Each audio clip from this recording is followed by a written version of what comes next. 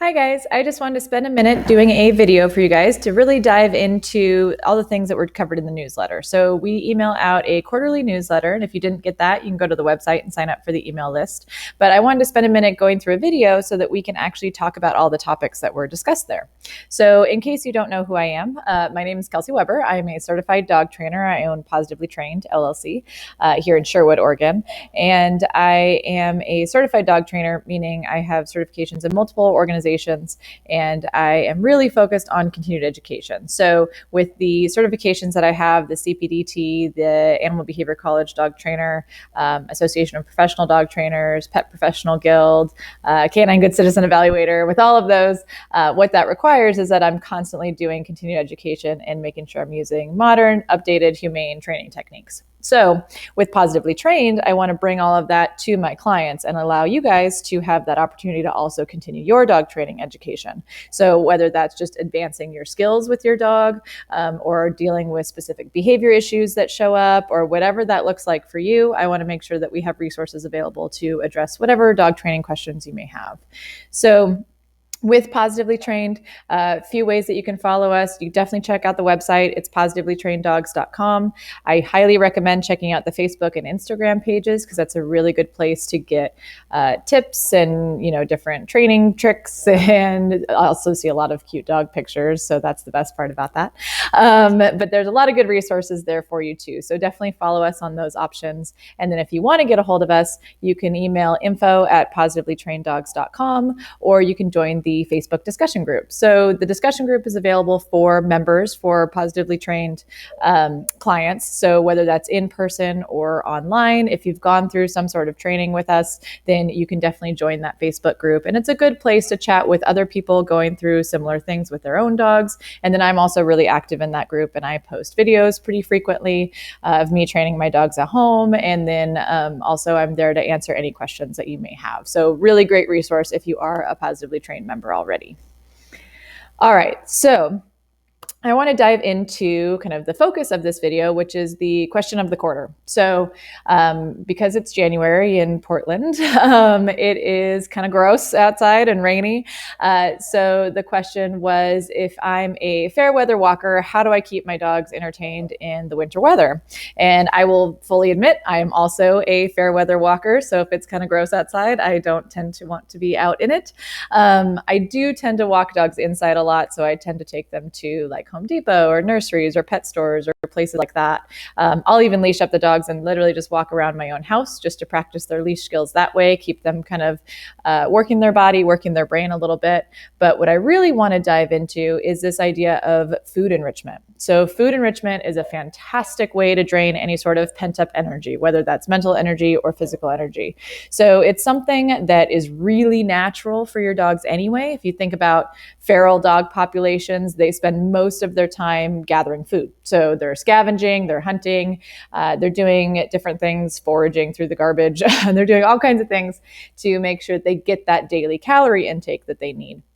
And then when they're done with that, because they're probably exhausted from spending that much time and energy and effort working for their food, then they sleep. So dogs naturally sleep about 18 hours a day. And so if your dog is underslept, then they tend to be a little bit more naughty around the house. But also if they're understimulated, then they tend to be a little bit naughty around the house because they're not getting that mental and physical stimulation that they need. So food enrichment is a really good way to tackle that. It's easy for us and it's a lot of work for them. So it's a really good way to drain that mental energy with little simple tasks that you can just incorporate into your normal routines. Now, food enrichment is a major staple for my whole training program. So I like to really break my training program down into the foundational steps of the focus program. So focus on dogs is where we kind of pick apart all the different ways to help a training program be successful. So food enrichment being one. The O is for obedience, which is how we actually teach those specific skills that we're looking for.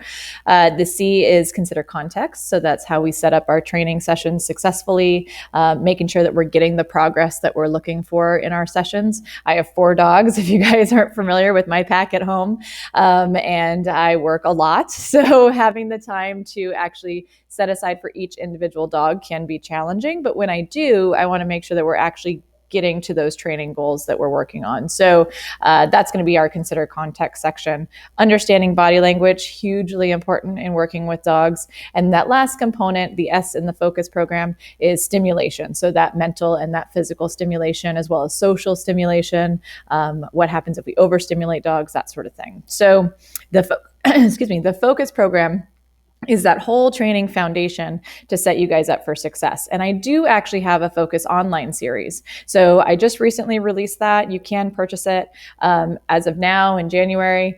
The courses are available, but they're not yet finished. So because the courses are all still under construction, they're all at pre-sale prices. So the price point is really low. And then as material gets added to those programs, the price point will go up. So if you pre-purchase it in these stages, then as content gets added, you will still have access to that, but you won't have to pay the final price point for those courses. So if you are interested in those topics, definitely sign up for those now so that you get those discounted rates. And then as the content gets added, then you just get more and more videos throughout the process. So with any of the online courses, they are lecture, video demos, things like that. Really allows us to do a deep dive in any of those topics that are covered. So highly recommend checking that out. We're going to spend a little bit more time discussing food enrichment, but the food enrichment course goes into significantly more detail about how to apply that at home and all of the different things that I use with my own dogs when I'm doing food enrichment with them. So if we kind of break down my 4 different tips for food enrichment. So one is going to be puzzle bowls. So I think about, the bowls like this. So this is like a maze bowl, basically.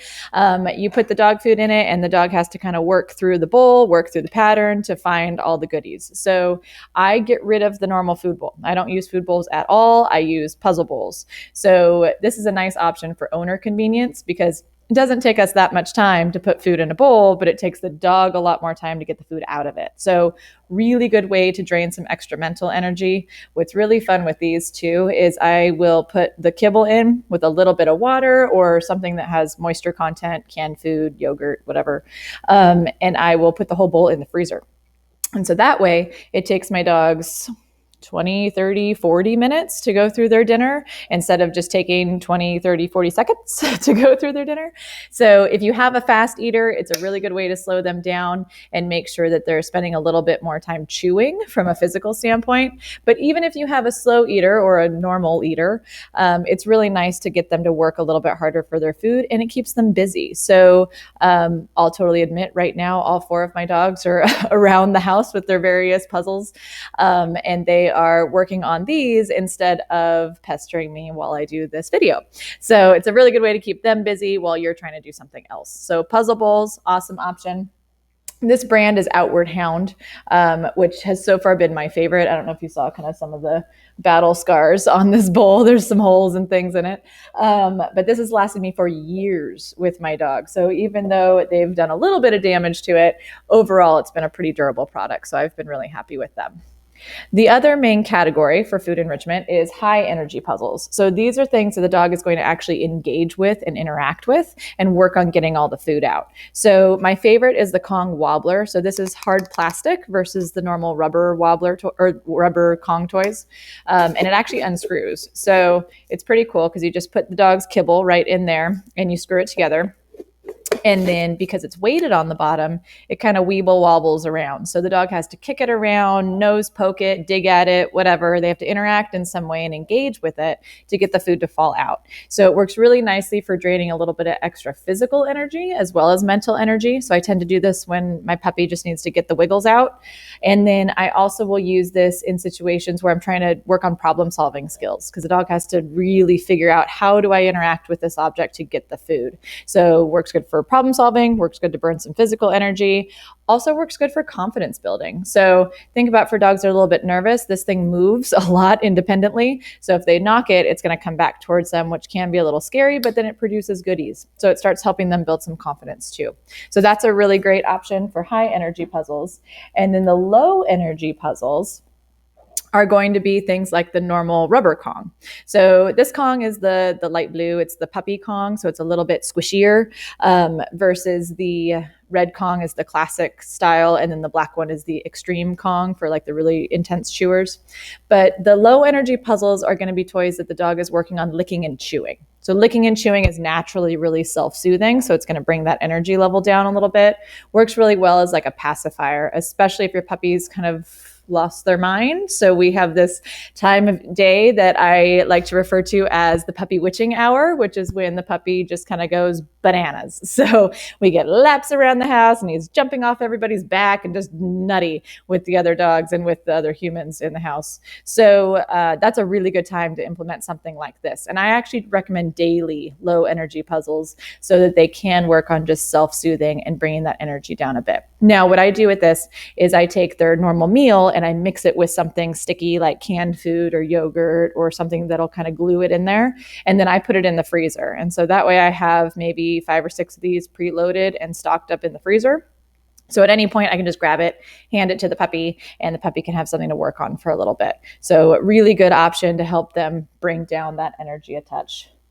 And then my final option is what we refer to as find it games. So find it games are great. That's basically teaching your dog to use their nose. So my really easy, simple version of a find it game is I take their kibble and I fling it.